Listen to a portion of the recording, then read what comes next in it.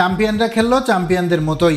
2023 সালের আসরে আরব আমিরাতকে হারিয়ে প্রথমবারের মতো অনূর্ধ্ব-19 এশিয়া কাপ শিরোপা জিতেছিল বাংলাদেশের যুবারা।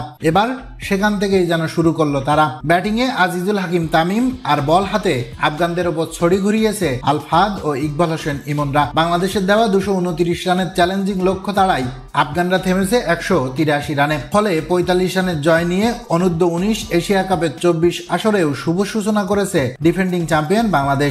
দুবাই আন্তর্জাতিক ক্রিকেট স্টেডিয়ামে বাংলাদেশ আফগানিস্তান ম্যাচ দিয়েই যুব এশিয়া কাপের উদ্বোধন হয়েছে। এদিন আগে ব্যাট করতে নেমে বাংলাদেশ অধিনায়ক আজিজুল হাকিম তামিম ও কালাম সিদ্দিক মিলে দ্বিতীয় উইকেটে 142 রানের জুটি করেন। 133 বলে 103 রানের অনবদ্য সেঞ্চুরি তুলে নেন অধিনায়ক আজিজুল হাকিম তামিম। তার ব্যাটিং দেখে যে কেউ ভাবতে পারেন এটা হয়তো তামিম ইকবাল খান। নান্দনিক সব শটে তুলে নিয়েছেন দৃষ্টিনন্দন সেঞ্চুরি, আর তাতেই 228 রানের লড়াকু পুঁজি পায় টাইগার যুবারা।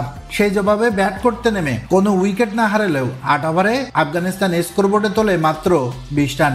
এরপর বাংলাদেশি বোলারদের বোলিং তোপে একে একে উইকেট হারাতে থাকে আফগানিস্তান যুবারা। তাই তো শেষ পর্যন্ত 47 ওভার 5 বল খেলে 183 রানে থামে আফগানদের ইনিংস। বাংলাদেশের হয়ে সর্বোচ্চ 3টি উইকেট নেন আল ফাহাদ ও ইকবাল হোসেন ইমন। তবে এদিকে আরো একটি মজার ঘটনা ঘটেছে এই ম্যাচে। কয়দিন আগে বাংলাদেশ আফগানিস্তান সিরিজে দেখা গিয়েছিল আল্লাহ মোহাম্মদ গজনফরকে।